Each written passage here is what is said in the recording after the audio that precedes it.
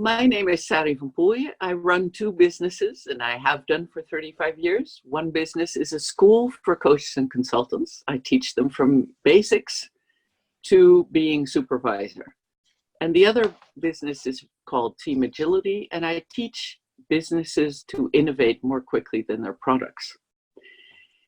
And I thought today I want to go back to basics because as an organizational consultant, I work at systemic level, I work at team level, but often I also work at individual level. I do a lot of executive coaching of leaders. And to do that well, I use a model called transactional analysis. And one of the transactional analysis concepts is called ego states. And ego states are really the patterns of thinking and feeling linked to patterns of behavior that all of us have stored, either programmed by parents or learned in early childhood or associated with the here and now competencies we have. We call that parent, adult, child ego states.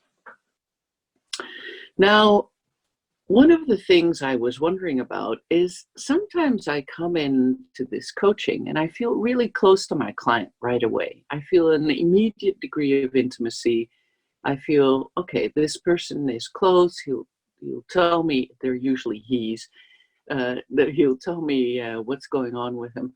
And sometimes I come in and I feel kind of distant. And I wonder what that is because of my own nature is I'm pretty close to people. And sometimes it goes up and down. And so I was wondering about this degree of intimacy we have in executive coaching. I'm convinced that everyone creates their optimal degree of intimacy through communication.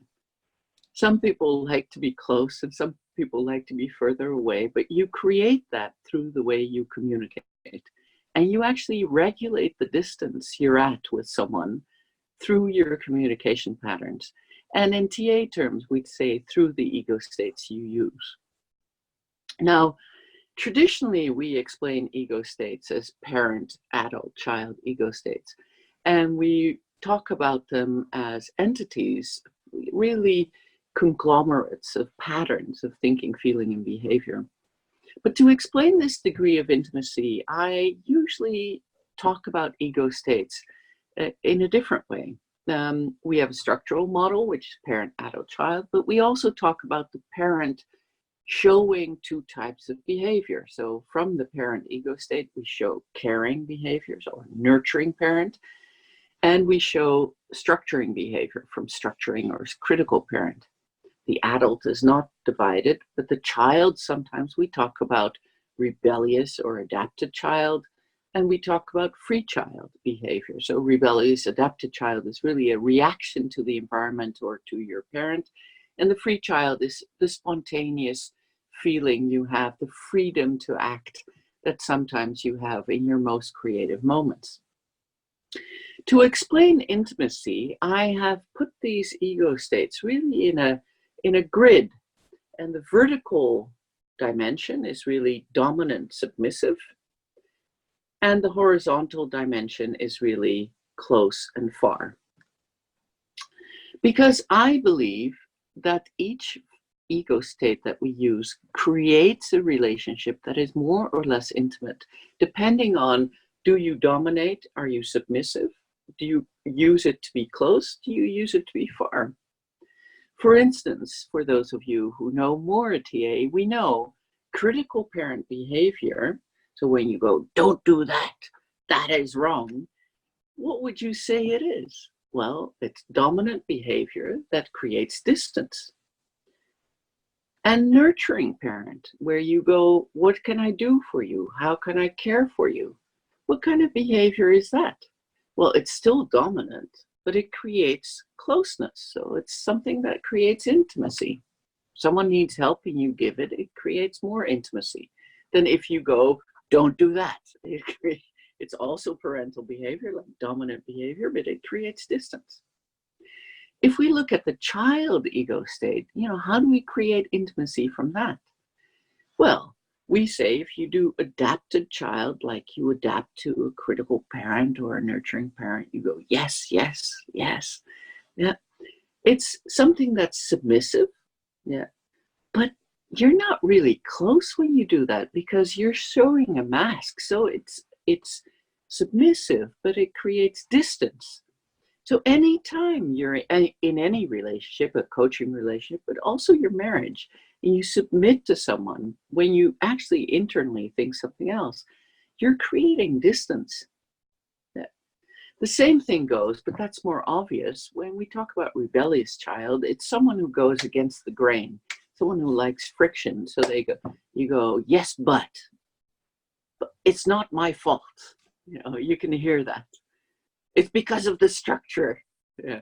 It's more rebellious type of behavior. It is submissive, oddly enough, because you're still adapting to whatever comes from the outside. It also creates distance because it's a mask.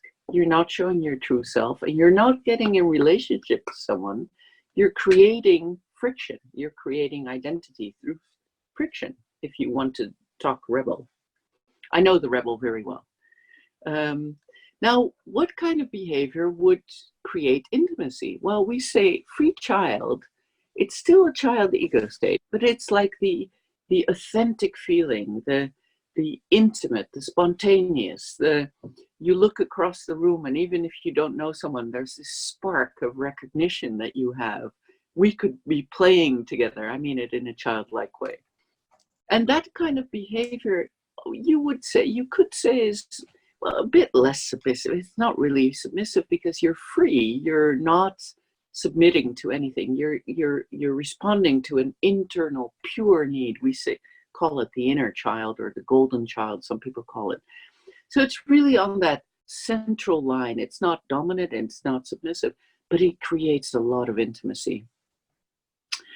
Sometimes I have my friend, yet last night I had my friends here and we were drinking a glass of wine and talking about the times when we met at the university, and we kind of reminded ourselves of an episode we had together. And we looked at each other and just burst out laughing, really free laughter about who we were and what we went through. And that creates such an intimate moment. We call that a free child exchange of intimacy. Then we have, of course, the adult ego state, which yeah, in its most iconic form would be Mr. Spock on Star Trek. Lieutenant Uhuru comes to him and says, "I'm in love," and he goes, "Don't worry, it's just a chemical reaction," which is kind of the adult's factual problem-solving here and now response, a more computer-like response. But adult ego state is still a combination of thinking, feeling, and behavior. You can also feel in adult, but it's a reaction to here and now. And I was wondering, does that create intimacy as well? It creates, I think, an intimacy of the mind, at least. So for me, the adult is really at the center. It's not dominant, it's not submissive, it doesn't create closeness, really. It doesn't create distance. So it's really at the center. So resuming this, I was thinking about, why do I feel closer to some clients at the beginning and further from others, and why does it go up and down?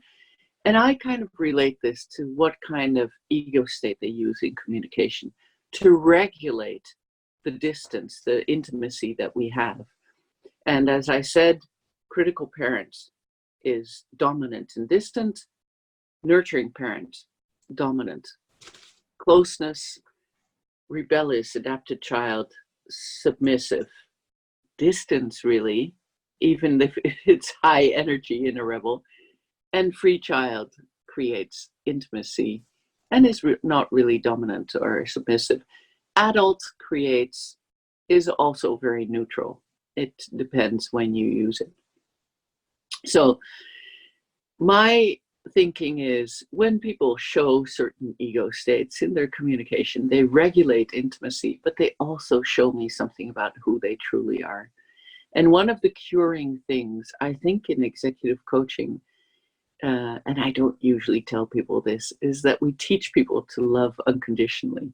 So we teach people that even though you disapprove of behavior as a leader, so this is in you can still feel compassion for the person. And so we try to teach people to use their ego states to create intimacy, also in the relationship with their employees.